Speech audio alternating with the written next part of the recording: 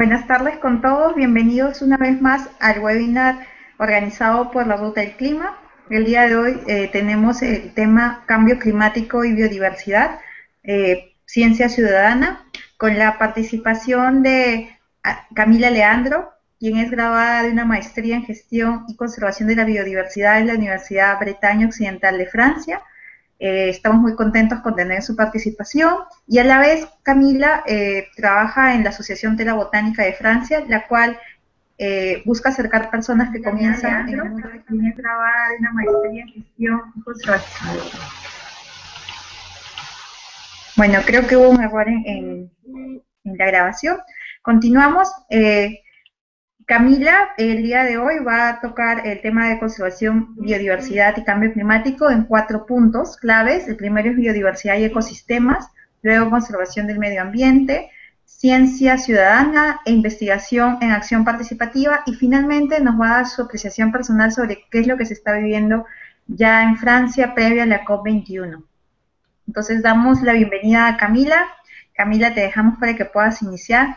Muchas gracias. Muchas gracias, Vanessa, por esta introducción. Entonces, estoy muy contenta de participar a estos webinars y poder hablarles de un tema que me gusta particularmente porque es lo que trabajo y es lo que estudié, es biodiversidad y sobre todo biodiversidad y cambio climático. Entonces, voy a comenzar inmediatamente. Solo para introducir brevemente, es cierto que hoy no les voy a hablar precisamente de cambio climático, va a estar más focalizado hacia la biodiversidad. Sin embargo, como van a entender muy claramente, la biodiversidad no puede estar desligada completamente del cambio climático. Entonces, para comenzar simplemente en introducción, vamos a abordar algunas nociones. Tal vez les va a parecer un poco escolar, pero me parece importante que las pueda definir para que podamos tener el mismo vocabulario y todo lo que pueda decir en las siguientes slides, ustedes puedan entender absolutamente todo en su contexto semántico. Entonces vamos a comenzar por la definición de ecosistema, que es el conjunto de especies en una área determinada. Estas especies van a interactuar entre ellas, pero van a interactuar también con su medio ambiente. Estamos hablando entonces de una parte de seres vivientes y su entorno, entonces factores bióticos y abióticos. El ecosistema va a ser esta globalidad. Sin embargo, una palabra que nos viene muy seguido en los comerciales, en los periódicos, en todas partes, de hecho es un efecto de moda, es la palabra biodiversidad. ¿Pero qué es la biodiversidad? Muchos de ustedes van a asimilar biodiversidad a una gran cantidad de especies que están presentes en diferentes lugares y que hay muchas diferentes. En realidad, biodiversidad es una palabra relativamente reciente que se empleó en las primeras veces en el Convenio Internacional sobre la Biodiversidad Biológica. Esta biodiversidad no solamente va a hablar de diferentes especies, sino que va a hablar de diferentes ecosistemas, diferentes poblaciones, diferentes hábitats, diferentes genes. Es esta riqueza, esta diversidad biológica que no solo toca una especie, sino también al nivel genético. Entonces la biodiversidad es mucho más de lo que creemos. A veces en conservación vamos a conservar dos poblaciones diferentes de una misma especie porque tienen genes diferentes.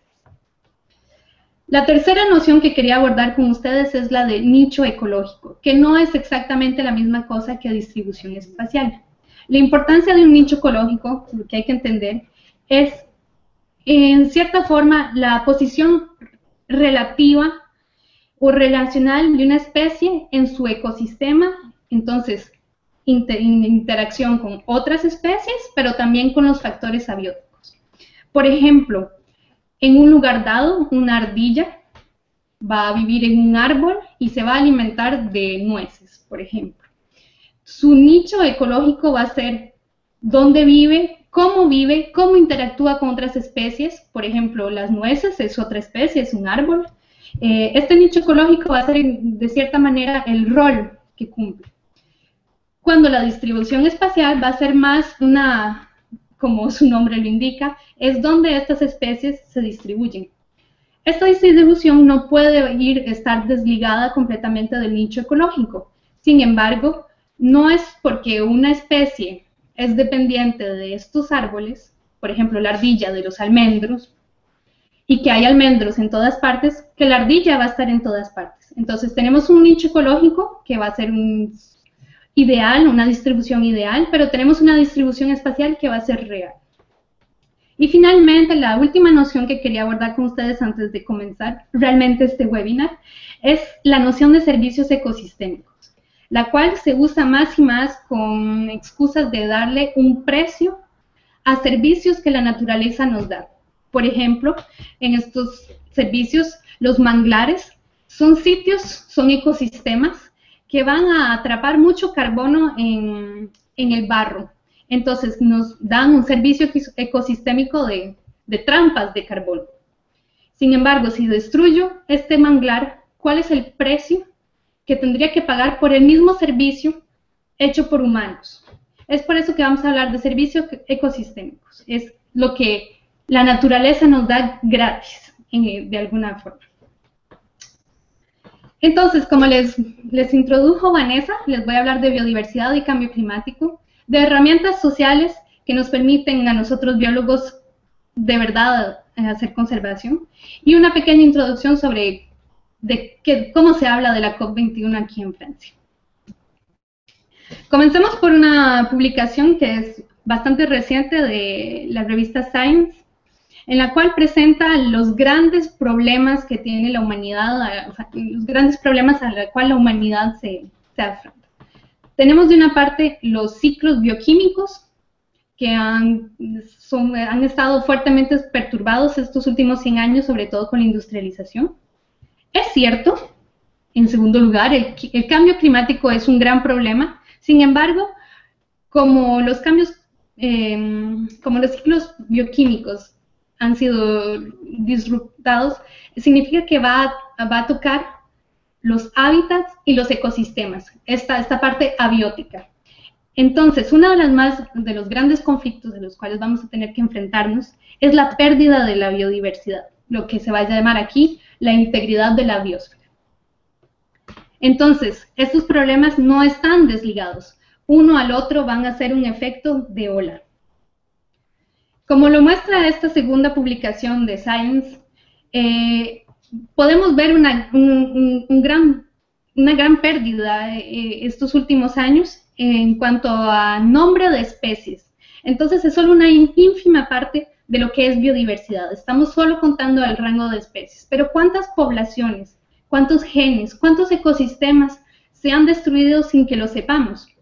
Sobre todo lo que muestra esta figura es que tenemos una gran cantidad de mamíferos y de aves que están en peligro de extinción o que se han extinguido. Sin embargo, no es la mayoría de la biodiversidad, la mayoría está en los invertebrados, que ni siquiera están en este gráfico, lo cual muestra que no sabemos todavía a qué punto hemos perdido toda esta biodiversidad. ¿Cuáles son las causas de esta destrucción de la biodiversidad? Tenemos causas directas, indirectas, y tenemos también la pérdida de servicios ecosistémicos. Entonces, si bien el impacto del cambio climático es una preocupación mayor, no es el único gran problema al cual nos enfrentamos. Más o menos grados, en realidad ya ha pasado en la atmósfera, ya las especies se han adaptado a cambios climáticos, pero no a este ritmo al que le estamos llevando. De hecho, es por eso que podemos ver esta gran cantidad de extinciones. Lo que hace es que ahora hay un conjunto de condiciones que van a provocar o acelerar estas causas de pérdida de la biodiversidad.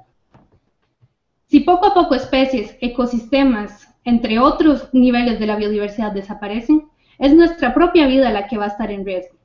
Si de aquí 2100 habrán 8 grados más, es cierto que vamos a tener más calor, de hecho, más lluvias, episodios más fuertes de tormentas, por ejemplo, pero ¿cuál es la consecuencia real hacia toda esta biodiversidad? Por ejemplo, si los árboles fruteros de los que dependemos no toleran el calor, las poblaciones van a tener que adaptarse. Pero me van a decir, ¿cómo un árbol va a poderse adaptar si hace más calor? ¿Puede migrar? ¿Puede irse a otro lugar?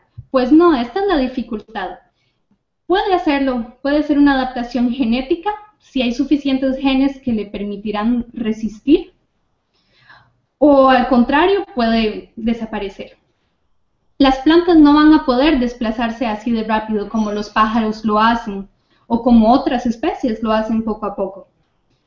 Pero si vamos un poco más allá, hablé de árboles fruteros, pero puede ser todas otras especies de las cuales dependemos para comer.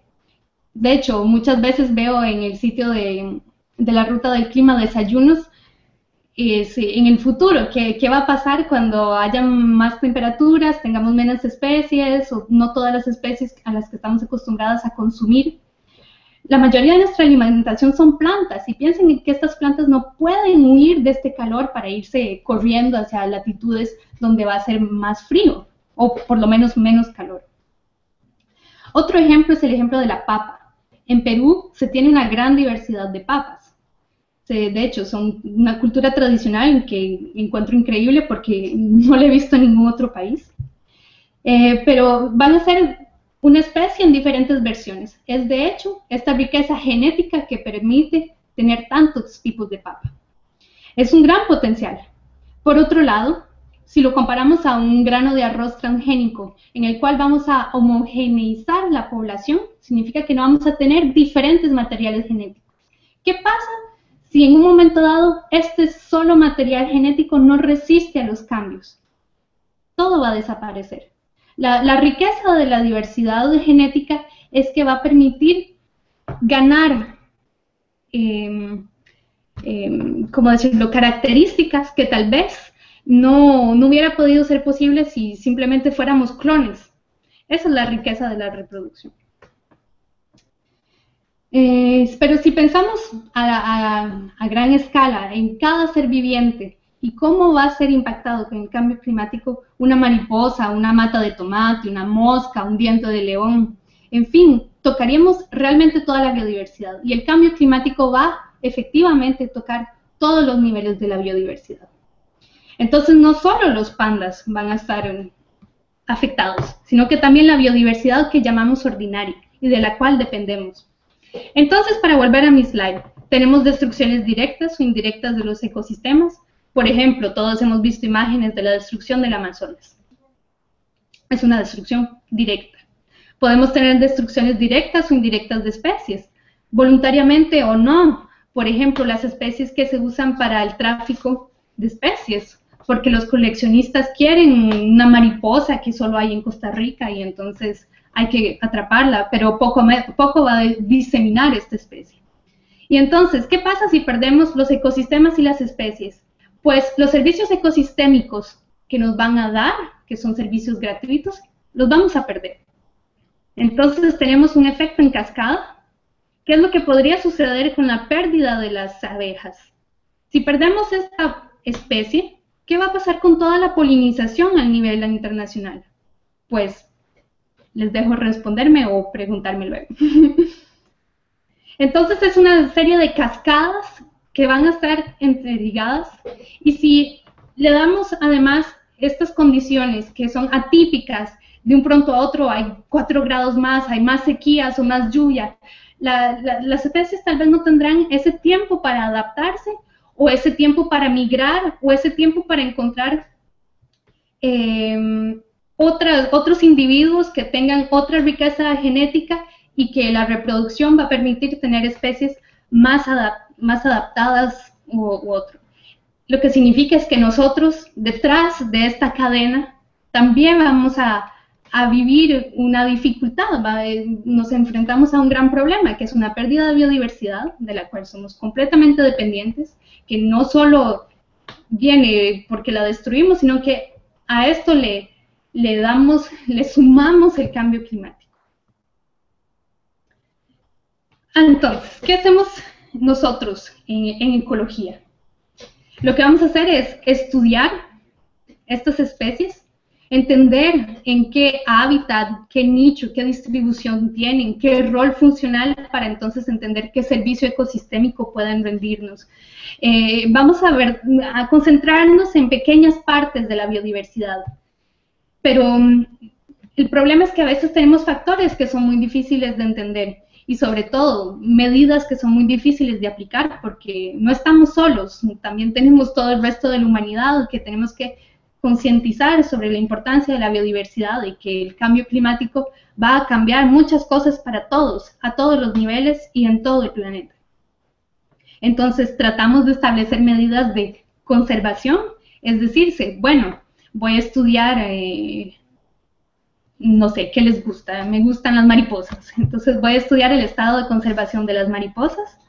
Tengo suficientes poblaciones que se pueden cruzar entre ellas, entonces existe diversidad genética o un potencial genético para la adaptación, o tengo simplemente una población aislada que está en un área que va a estar destinada a la construcción de un hotel en una playa. Todas estas cosas nosotros tratamos como al margen de establecer un estado de conservación. Y también tratamos de manera indirecta de establecer medidas de protección jurídicas. Evidentemente no lo hacemos solo porque somos científicos y necesitamos abogados o sociólogos o antropólogos, pero son cosas que hacemos indirectamente. Entonces, ¿qué es más importante? ¿Pensar en la biodiversidad o pensar en ciertas especies? Es una pregunta que nos preguntamos, que nos hacemos relativamente seguido. ¿Por qué salvar el panda y no salvar los grillos? ¿O por qué salvar el panda y no salvar todo el conjunto de murciélagos que existen en Mesoamérica? Son preguntas muy delicadas y sin embargo tenemos una tendencia a ir más y más hacia ensambles más grandes. Por ejemplo, al nivel de un ecosistema es más interesante conservar que al nivel de una especie. ¿Por qué? Porque un ecosistema, como lo dije al principio, es un conjunto de condiciones bióticas y abióticas y relaciones. Entre más estable este ecosistema es, más va a resistir a los cambios que puede haber de un solo, como el cambio climático. Entonces nos vamos a interesar a conjuntos más que a especies, como el panda. Espero que hasta el momento no los haya deprimido demasiado. Es cierto que no es fácil y de verdad tenemos un problema mayor con la pérdida de especies. Sin embargo, los ecólogos, aunque no somos exactamente lo que se cree, tratamos de verdad de conservar y proteger estas especies y esta diversidad. Les digo que los ecólogos no es lo que imaginamos porque en realidad es cierto que uno imagina un biólogo en el bosque, mucho tiempo buscando los animales que le interesan, cómo lo va a hacer, los típicos reportajes de la BBC o de National Geographic que yo misma me inspiré cuando era pequeña. Sin embargo, un biólogo lo que va a hacer a 90% del tiempo es matemáticas, estadísticas y programación. Entonces nosotros estamos detrás del escenario analizando datos. Sin embargo, no siempre estamos en estos sitios, en estos ecosistemas, estos hábitats que necesitamos conservar. ¿Por qué? Porque simplemente los centros de investigación tal vez no están ahí, no podemos desplazarnos todo el tiempo. En realidad, nosotros no somos los que estamos en esos lugares que se necesita proteger. Generalmente hay comunidades, hay gestionarios de parques. Entonces, de alguna u otra forma, nosotros los ecólogos necesitamos herramientas sociales y trabajar con otras disciplinas para hacer entender que justamente la pérdida de la biodiversidad, nos va a tocar a todos y a afectar a todos. Entonces les voy a presentar dos herramientas que yo utilizo en mi trabajo, que pueden ser aplicadas en cualquier otro sistema, no solo en biología. Por ejemplo, se usan mucho en astronomía, en física, sé que hay proyectos colaborativos sobre calidad de aguas. Hay un gran nivel de aplicación y de hecho espero que pueda inspirarlos para otros proyectos. No tiene que ser para la biología. Pero yo les voy a presentar dos ejemplos concentrados hacia, evidentemente, el eje de biodiversidad. Estas herramientas las voy a ilustrar con dos ejemplos de proyectos que tenemos aquí en Francia, porque son los únicos que tengo al alcance. Entonces, estas herramientas van a ser primero los Citizen Science, lo que voy a llamar de alguna manera ciencia ciudadana, ciencias participativas, y la segunda es la Participatory Action Research, que es la investigación, acción participativa. Vamos a entender poco a poco. Entonces, ¿qué son las ciencias ciudadanas, ciencias participativas? Las ciencias participativas van a hacer que el público, que el ciudadano X de cualquier lugar, su abuelito, su tía, su mejor amigo, el señor que estaba sentado en un banco, cualquier persona, pueda participar a un proyecto.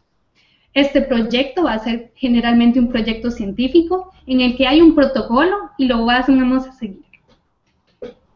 Hay diferentes niveles de participación. Como lo podemos ver, tenemos el nivel 1, que llamamos crowdsourcing, en el cual los ciudadanos van a ser las personas en el campo, que de verdad van a estar en los lugares donde necesitamos que estén, colectando datos.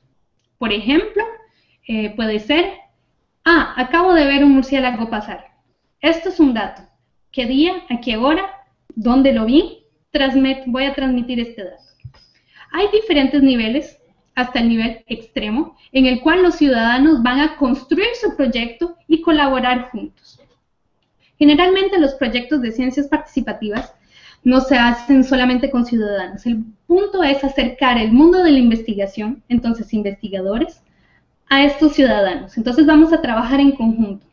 Por ejemplo, mi asociación de la botánica, lo que hacemos es hacer esta interfase. Vamos a estar en el medio de ambos para permitir más relaciones y más intercambios de ideas, de preguntas, de participación y hacerlo muchísimo más atractivo, porque significa que no tenemos el investigador que está escondido en su laboratorio detrás de su computadora, como se los presenté hace un rato, sino que va de verdad a encontrar las personas que están en estos sitios que tal vez necesitan conservación. A veces van a hacer monitoreos en parques nacionales, etc. Este esquema está en francés, tal vez no todos entiendan, pero se los voy a explicar. Es un esquema muy simple en que presenta esta relación de verticalidad entre los observadores, que van a ser ciudadanos, y los investigadores, que aquí se llaman chercheurs. Nuestro punto es aumentar esta observación, esta vigía que vamos a tener sobre la naturaleza. Todos los niveles de la biodiversidad cuentan.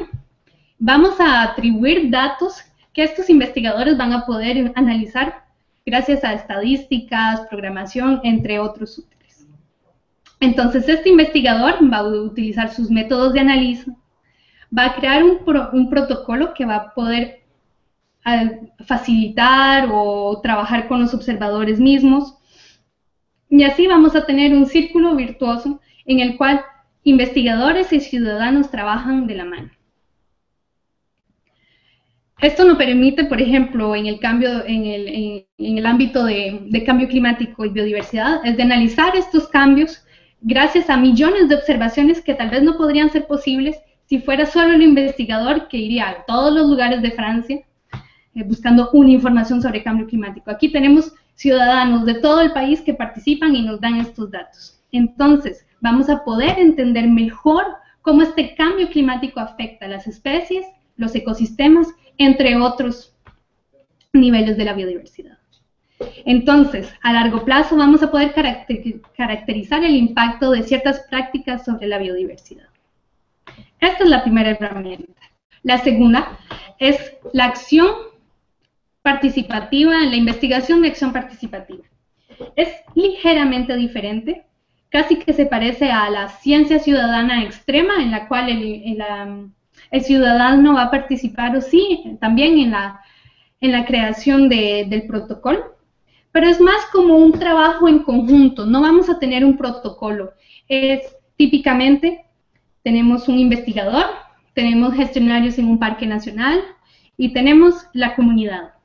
Todos tenemos un problema. La comunidad puede ser falta de agua, los del parque es la protección del parque simplemente y que no haya destrucción de los acuíferos, y el investigador tal vez se concentra en los peces de este parque, peces tal vez protegidos porque últimas poblaciones, en fin. Vamos a sentarnos juntos y trabajar sobre cuál es el problema común. Va a ser de alguna manera el recurso de acuífero, el agua, pero no lo vemos de la misma manera. El punto es que podamos entender los unos y los otros, el punto de vista de los otros, para así encontrar una solución que sea útil para las tres partes. 3 partes, 4 partes, son métodos que se utilizan en muchas maneras. Entonces es un ciclo, tenemos un plan, nos sentamos juntos, tenemos un plan, tratamos de actuar, vemos qué pasa, observamos, funciona, no funciona, cómo podemos reflejar esto en otros lugares, y si no funciona, pues revisamos el plan. ¿Qué podemos hacer para mejorar el plan? Entonces vamos a aplicarlo, vamos a observar, vamos a reflejarlo, y si aún no funciona, vamos a ir todavía a un nuevo plan. Es avanzar juntos, más que una verticalidad, es simplemente vamos a ir todos juntos. Esto permite implicar al ciudadano desde el primer proceso, no solo para que esté al tanto y se informe, sino para que esté interesado y participe activamente en un proyecto. Como les digo, estas son cosas que pueden ser aplicadas en todos ámbitos, en calidad de agua, en calidad de aire, de polución, y muchas cosas. El punto es sobre todo aprovechar del conocimiento conjunto que yo no podría tener sola detrás de mi computadora, y el gestionario no puede tener él caminando a través del parque, o la comunidad sin saber otras nociones. Es que pongamos todo en conjunto y ganemos. Entonces, les voy a presentar 2 ejemplos de estas herramientas para que sea tal vez un poco más claro. El primer ejemplo es un programa de ciencias participativas que se llama Observatoire de Saison. Este observatorio de las estaciones, en realidad es un proyecto que existe desde 2006 y que permite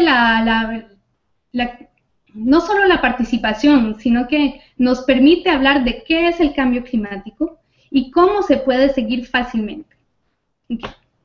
Hago trampa, sobre todo para los de América Central, en los que no tenemos 4 estaciones. Aquí en los países templados, como en Francia, tenemos 4 estaciones.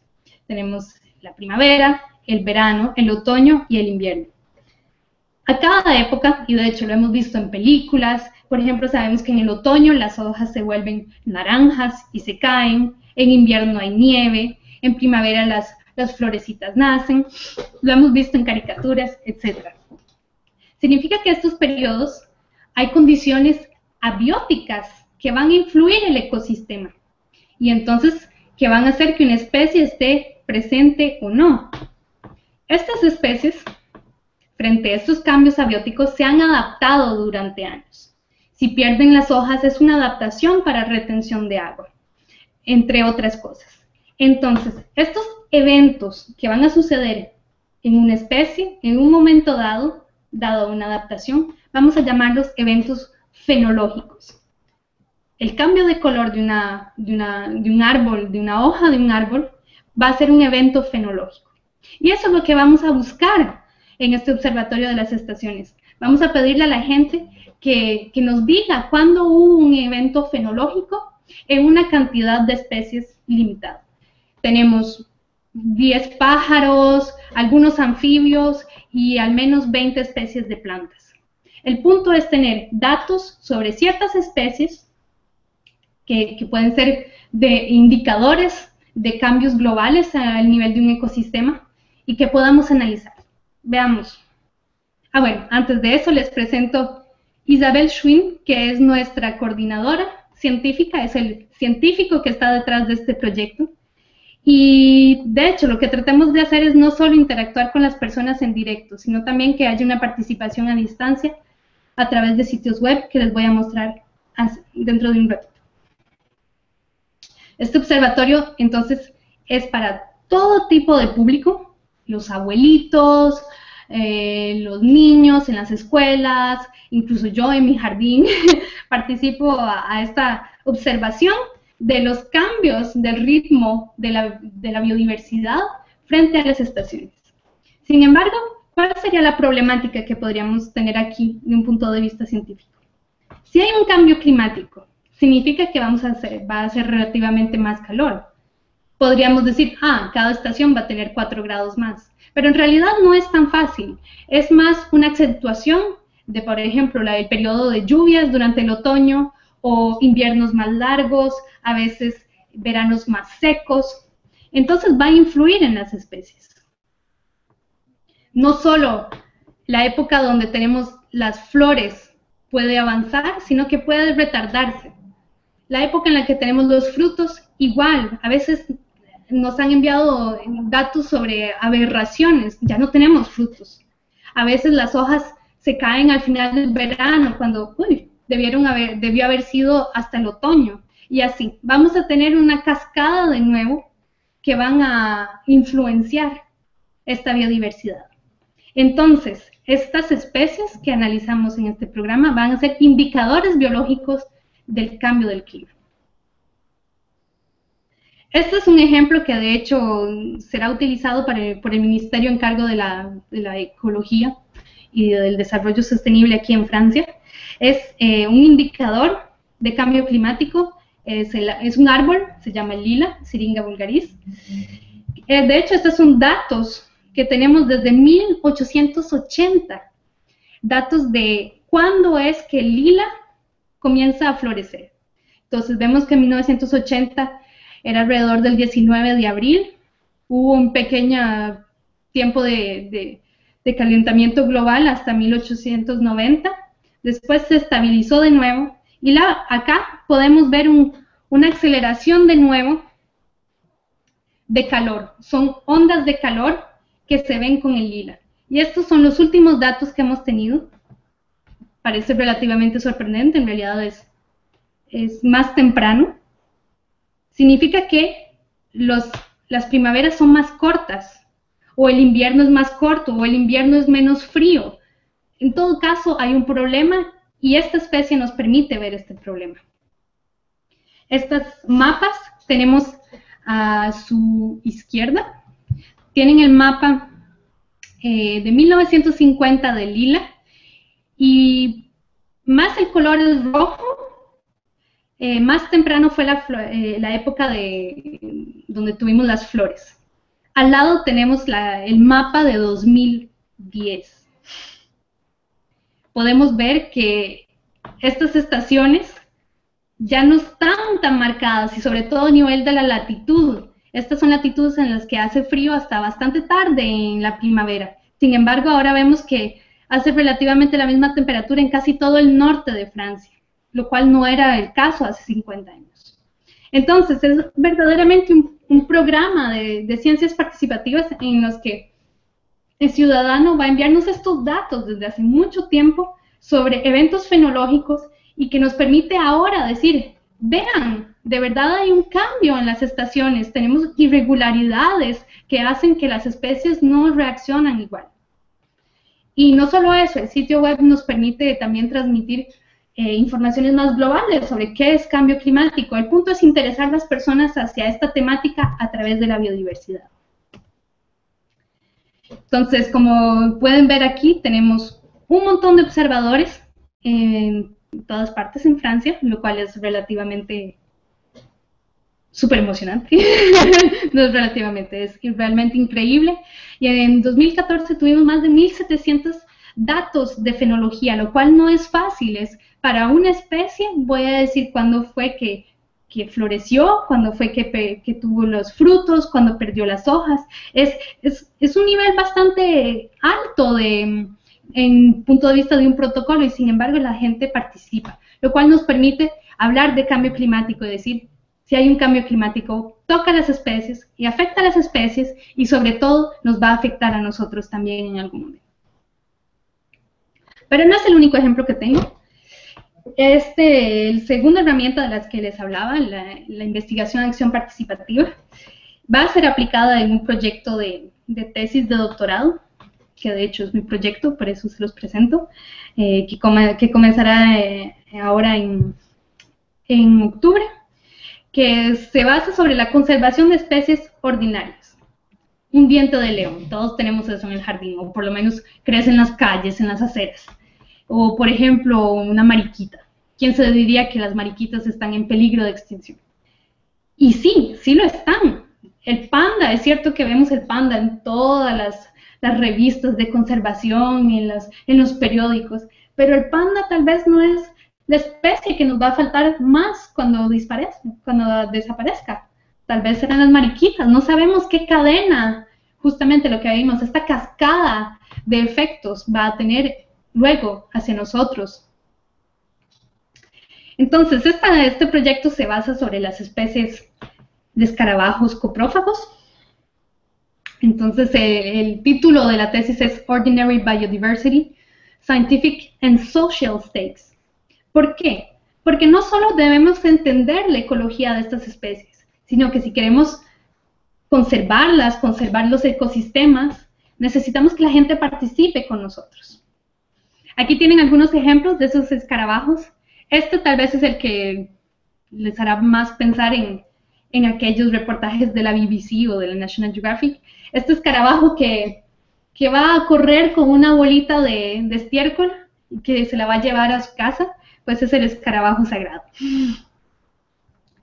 Estas especies, ¿por qué son importantes? Bueno, la mariquita, ¿qué podría ser la mariquita para mí?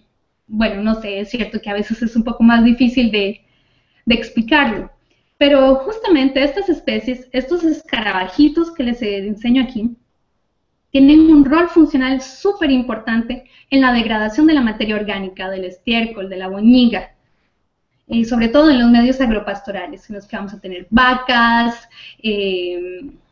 cabras, ovejas, etcétera, que son finalmente sitios donde hay una producción económica.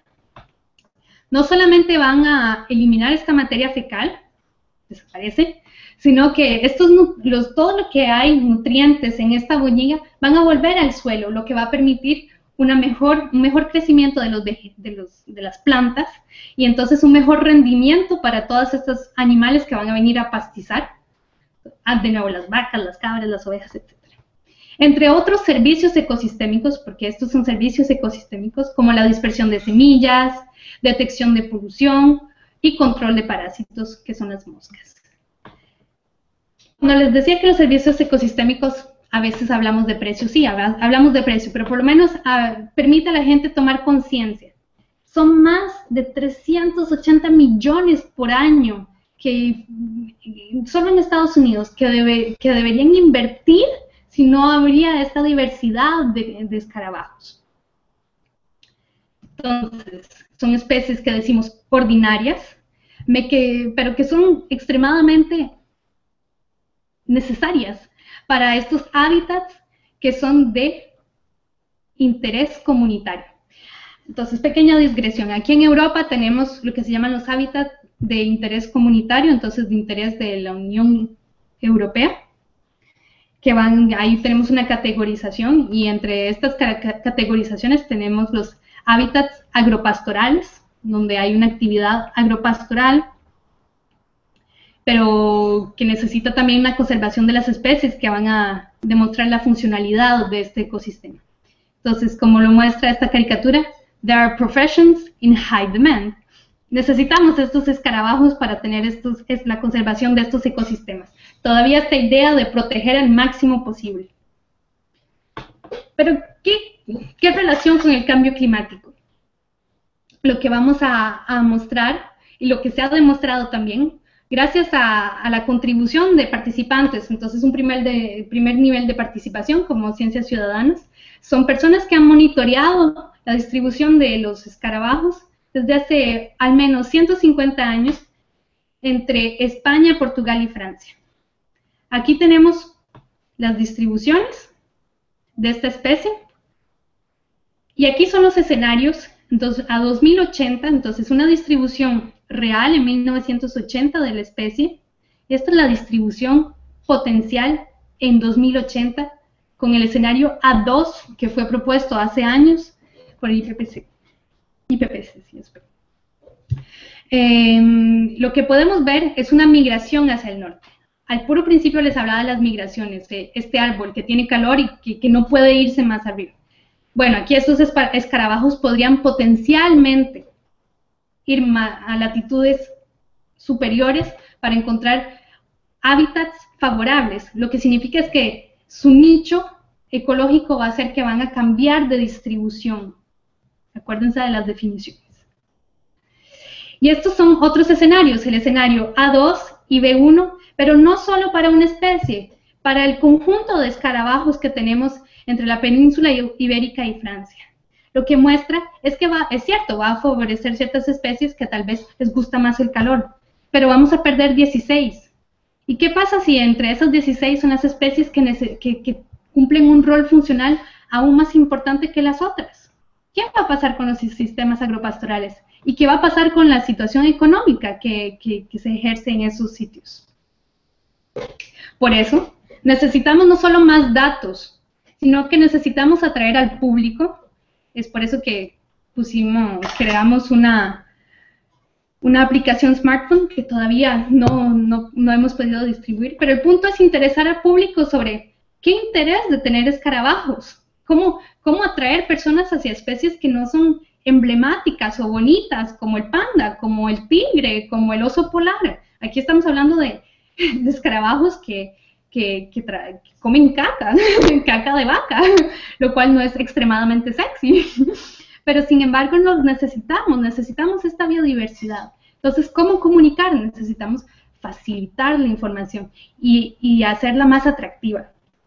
Entonces, el proyecto de tesis concretamente, no solo vamos a ir trabajo de campo y observar lo que sucede, vamos a tratar de poner en marcha herramientas de ADN ambiental que nos va a permitir, al contrario, normalmente capturamos estas especies gracias a una trampa y mueren, es así como estudiamos, lo cual es un poco triste cuando somos biólogos de la conservación.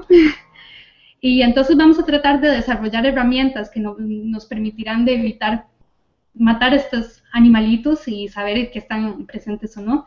Y luego analizar, como lo dije, estadísticas de estos animalitos. Sin embargo, ¿qué pasa? ¿Qué pasa si hago todo esto y termino mi PhD en 3 años y publico? ¿Y qué pasa? ¿De verdad voy a conservar? ¿De verdad voy a hacer tomar conciencia que el cambio climático va a destruir estas especies, que si no hacemos algo para tratar de favorecerlas, tal vez no soporten el cambio climático? Entre otros factores. Pues el punto es trabajar con gente, entonces hacer de la investigación participativa. Quiero que la gente pueda trabajar conmigo sobre cómo interesar a otras personas sobre las especies. Es por eso que no hemos lanzado esta aplicación smartphone, porque lo que queremos es tener la opinión de las personas que están en estos sitios agropastorales, tal vez personas que tienen vacas y que les interesa indirectamente. Tal vez ellos puedan decirnos, creo que podríamos interesar a mi esposa si le contáramos anécdotas sobre tales escarabajos, si pusiéramos videos en la aplicación. El punto es verdaderamente trabajar con estas personas para tener herramientas útiles, punto de vista de conservación. Y no solo eso, quiero de verdad implicar las personas que podrían ser vigías del ambiente en estas herramientas que espero desarrollar de ADN ambiental.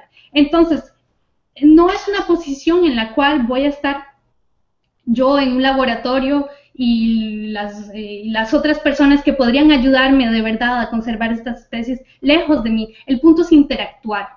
¿Por qué? Porque necesitamos tomar conciencia y trabajar juntos. Si no, no va a ser posible hacer cualquier cosa, sobre todo en términos de conservación.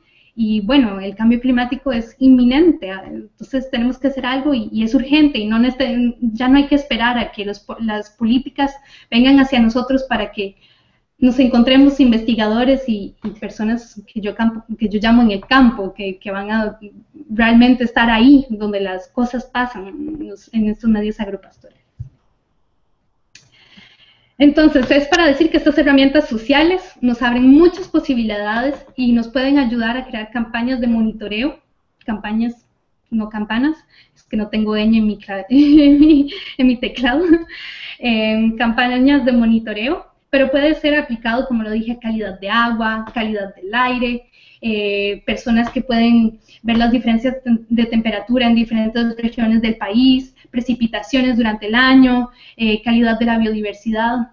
El punto es simplemente trabajar en conjunto, de forma colaborativa, que todos tenemos algo que aprender de los otros, entonces escuchemos los otros y hagamos que el máximo sea posible para cambiar las cosas alrededor de nosotros. Entonces llego a la última parte, espero que no estén dormidos todavía, para hablar de cambio climático en Francia. Es muy breve. En realidad, bueno, la COP será aquí en París este año.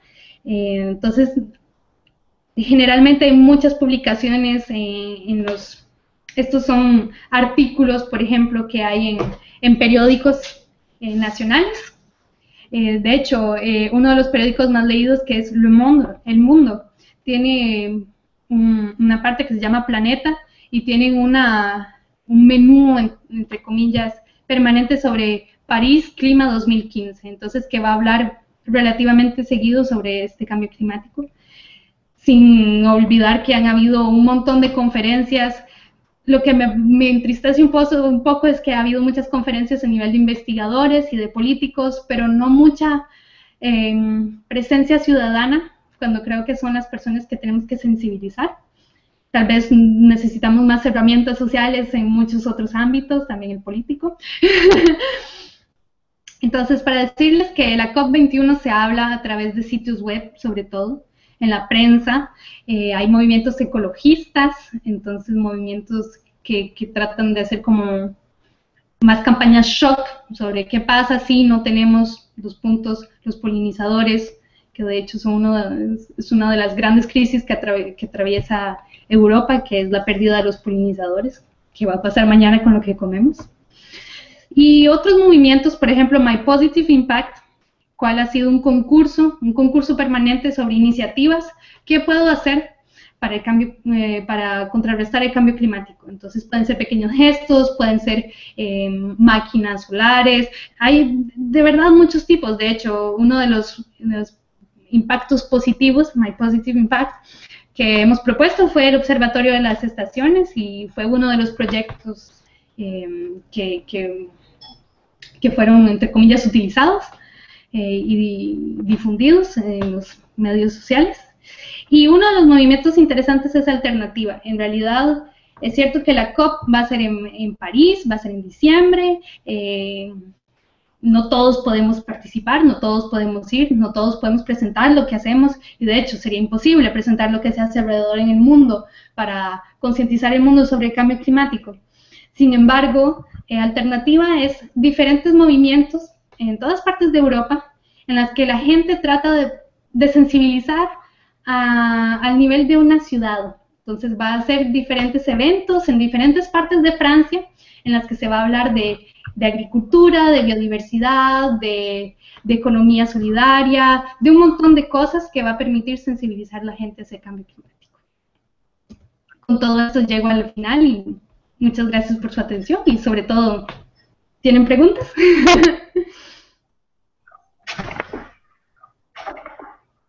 Muchas gracias, Camila. Ha sido muy interesante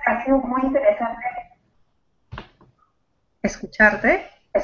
Sí, te escucho. Sí, y sobre todo, Camila, ¿estás?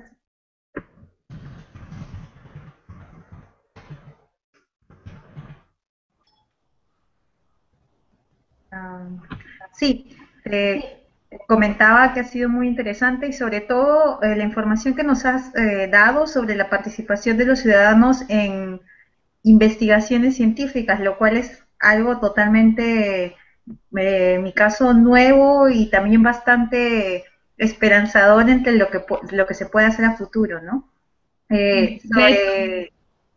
Sobre lo que nos presentas, estoy seguro, espero que muchos de nuestros amigos biólogos, ecólogos y también de diferentes carreras que nos estén viendo en Perú, en Sobre Costa Rica, en México, de todas las carreras posibles, en realidad, como lo de digo, todas son los ejemplos que yo conozco en biodiversidad, porque soy ecóloga y no puedo ser de otra manera, pero las ciencias participativas nacieron sobre todo en la astronomía, en que la gente veía estrellas y planetas y decía, hey, vi una estrella, y se ponían en un libro era en Inglaterra. Entonces, en realidad hay que simplemente ser creativo y tener ganas de difundir y cómo hacer trabajar gente de horizontes diferentes juntas, es todo, es todo entre comillas.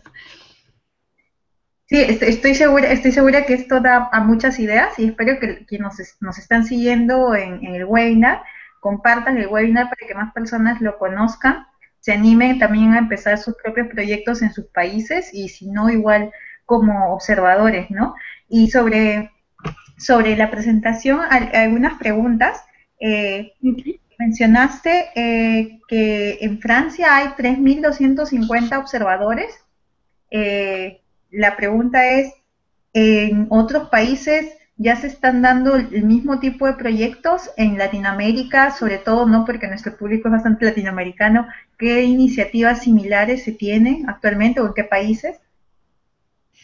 Ok, en realidad hay gente que dice que en Francia estamos bastante tarde en lo que son ciencias participativas.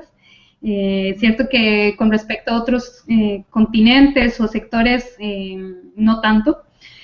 Una de las cosas que puedo decir es que los programas de ciencias participativas existen al menos desde hace 200 años. El origen de los programas es sobre todo Inglaterra, en lo que sobre todo, no sé si conocen los atlas de distribución, en los que vamos a hacer mapas y vamos a decir cuál es la distribución de una especie. Entonces, estos atlas son generados por naturalistas amateurs, son personas que quieren interesarse y que van a aportar estos datos. Entonces, los primeros atlas en Inglaterra son de 1800, son ornitólogos, son entomólogos, son personas que querían contribuir. De hecho, estos atlas existen en muchos, muchos países, en Europa, en todas partes. Estaba en un congreso la semana pasada y sé que se hace en República Checa, en Eslovaquia, en Inglaterra, continúa obviamente, Países Bajos, Bélgica, Francia. En realidad, este tipo de participación existe en muchos, muchos países. Existen otros proyectos, más un protocolo, voy a seguir el protocolo, de hecho en Francia tenemos un montón, plantas, insectos, animales, plantas en ciudades, plantas en los campos, plantas exóticas, hay un montón, de verdad hay un montón y existe una asociación que se llama Citizen Science, pero creo que todo esto lo pondré luego, pondré todos los links que sean interesantes para ir a buscar más documentación y en los que se pueden encontrar, otros programas de Estados Unidos, Inglaterra, en Australia, que comienzan muy fuertes sobre los programas de ciencias participativas. No sé si respondí. En realidad es muy vasto los programas que hay a la escala global. Es cierto que en Latinoamérica hay muy pocos. Sé que en Costa Rica hay un pequeño monitoreo de aves, por ejemplo, en el Parque Tapantí, pero son muy pocos ornitólogos, supongo, que están al tanto y hay que tener, supongo, accesos a todo el parque. En fin, hay como debuts de eso, vamos a ver cómo se mueve luego, pero es cierto que en Europa ahora tenemos programas para todo. Y acá hay otra pregunta, lo que mencionas sobre Latinoamérica, sobre todo, países con mucha biodiversidad, tales como Costa Rica o Perú, ¿cuáles crees que son las principales barreras que tal vez impiden que actualmente estos programas de participación ciudadana en investigaciones a través de un observatorio nacional se den? ¿No? Por ejemplo, en el caso de Perú, actualmente están desarrollando un programa de observatorio ciudadano, pero para reporte de enfermedades que puedan estar vinculadas a cambio climático, pero es algo que recién está empezando ¿no? En los hospitales y en los centros de salud, ¿no? Pero es algo que no está en el día a día de todas las personas. ¿Qué es lo que tal vez falta para que se pueda hacer realidad? Creo, bueno, hay muchas cosas. En realidad, sobre todo, deberíamos preguntarle a los investigadores que están en Perú, en Costa Rica, que ellos son los que están realmente en estos lugares y yo tengo una vista muy global, tal vez. En realidad tenemos, lo que yo siento es que siento que aquí hay un fenómeno de moda que nos ayuda mucho a hablar de cambio climático y de biodiversidad. Estamos en países relativamente pobres en biodiversidad, es un poco abusar decir eso, porque no lo es, pero con respecto a zonas tropicales o extremadamente diversificadas como Perú o Costa Rica, es muy difícil, pero es también la relación que tenemos con la naturaleza. Eh, Vamos a glorificar ciertos espacios, por ejemplo en Costa Rica vamos a glorificar parques nacionales, lo cual está bien, son sitios extremadamente bien, pero ¿qué pasa con todos estos sectores que están fuera de los parques? La gente no los ve como zonas que deberíamos proteger o a proteger, o hay muy pocas personas. En realidad creo que lo que es una verdadera concientización al esquema global. Bueno, a mí en la escuela me hablaba mucho de biodiversidad y que la riqueza en Costa Rica, pero sin embargo no vamos a la acción. Tal vez serían simplemente desde la escuela obligar, no obligar, porque no me gusta esa palabra, no me gusta que la gente se sienta obligada de proteger, pero es más como hacer practicar a la gente, llevarla a sitios que tal vez merecerían estar conservados, pero que no son un parque, y hablar de que incluso el diente de león, la margarita que crece ahí, es igual de importante que la gran especie, que el tigre de Bengala, en yo no sé dónde, que en realidad cada pequeña parte cuenta, y es esa atención que necesitamos mejorar, cómo hacerlo atractivo, que no sea solo un fly que te dan como, la biodiversidad es importante, o que pongamos todos en Facebook, la biodiversidad es importante, es realmente que la gente pase a la acción. Y de hecho es lo que vemos que funciona, es cuando la gente no solo sabe que existe el programa, pero participa, de verdad hay un cambio en la conciencia de las personas. Típicamente no hablé, pero tenemos un programa sobre la vegetación en medios urbanos. ¿Por qué? Porque aquí en Francia hay una gran utilización de pesticidas y de herbicidas en zonas urbanas y es pésimo para la salud, es pésimo para el agua. Y entonces, poco a poco, la gente en las comunidades dice, necesitamos sensibilizar a la gente y decir que las plantas que crecen en los muros o en las aceras no presentan un problema o un peligro público. Pero la gente no lo entiende. Entonces, tenemos este programa que invita a la gente a inventoriar las matas, las plantas que crecen al frente de tu casa. Simplemente. Es todo lo que tenés que hacer, enviar los datos y es todo.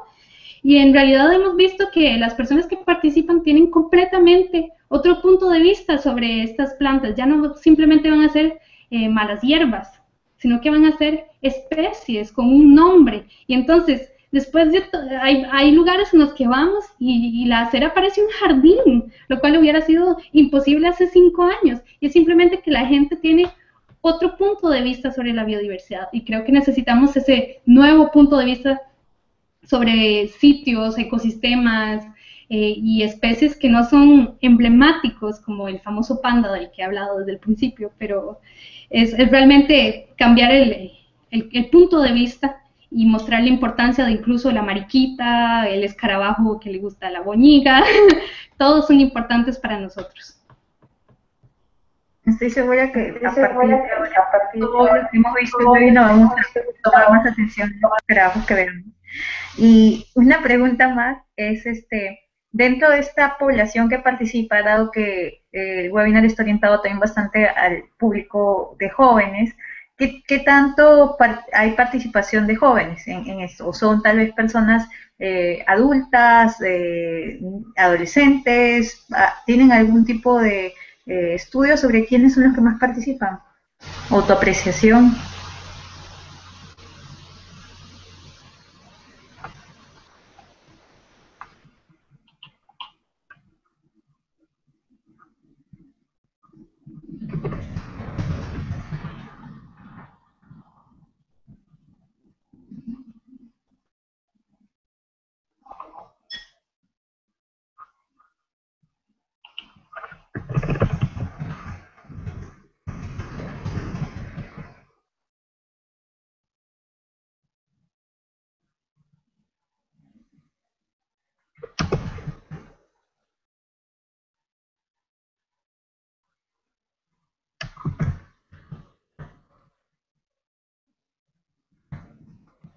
Sí, Cami, Camila, creo que no te estamos escuchando. A ver, vamos un ratito a revisarlo, sí.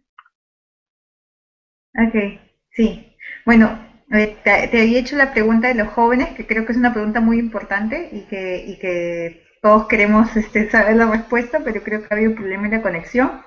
Había una última pregunta que también tenemos acá, es ¿qué define el éxito de un proyecto como este de investigación ciudadana este, para, para que estos tipos de proyectos sean sostenibles en el tiempo? ¿No? Entonces, de hecho, creo que hay bastantes preguntas que se podrían seguir haciendo, porque es un tema muy interesante y sobre todo para las personas que venimos de Latinoamérica es algo bastante nuevo. Entonces, las preguntas que sigan quedando las podemos enviar y te agradecemos mucho que nos compartas los links que nos has mencionado para que algunas personas que se interesen puedan de todas maneras darle clic o tal vez escribirte a algún correo si están interesados tal vez en un estudio o participar de algún tipo de observaciones.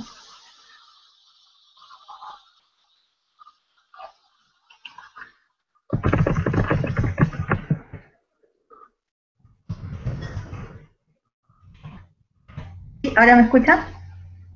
¿Me escuchan? Sí. Ok. Entonces, sí, no hay ningún problema. Si hay más preguntas, lo que voy a darles es mi correo electrónico. Si hay más preguntas, voy a tratar de poner todos los links posibles con información, tal vez en inglés, más que todo en inglés, supongo, porque voy a poner algunos en francés. En español conozco muy pocos en realidad y como no se ha desarrollado mucho, todavía no hay documentos, pero ojalá puedan leerlos en inglés, a veces se puede hacer la traducción con Google. Entonces, para responder rápidamente, que de los proyectos, por el proyecto del Observatorio de las Estaciones, tenemos dos tipos de poblaciones que participan. Tenemos, vamos a decir, los abuelitos, que tienen tiempo y ganas, porque a veces tenemos las ganas, pero no tenemos el tiempo de ir de verdad a traer la información. Entonces tenemos abuelitos, bueno, abuelitos y adultos de más de 50, 60 años que participan mucho. Y también tenemos una población de 10 a 20 años, digamos, que participan mucho con universidades, con colegios, con escuelas.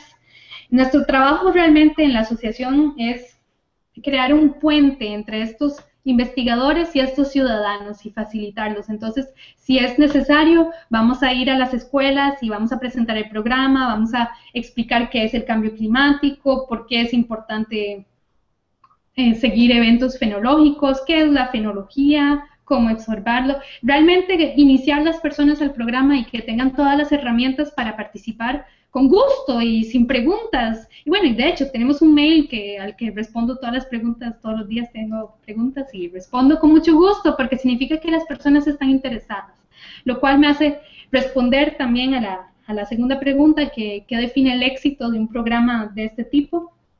Es el contacto que vamos a tener con el público, es el hecho no solo que van a enviar datos, es también cómo nosotros vamos a estar en interacción con ellos, cómo los investigadores también van a interactuar con ellos. Por ejemplo, tal vez pueda compartir rápidamente de nuevo mi pantalla. No sé si pueden ver, me decís Vanessa si me pueden ver. Sí, claro, lo vemos. Sí, claro. Esta es la página del Observatorio de las Estaciones.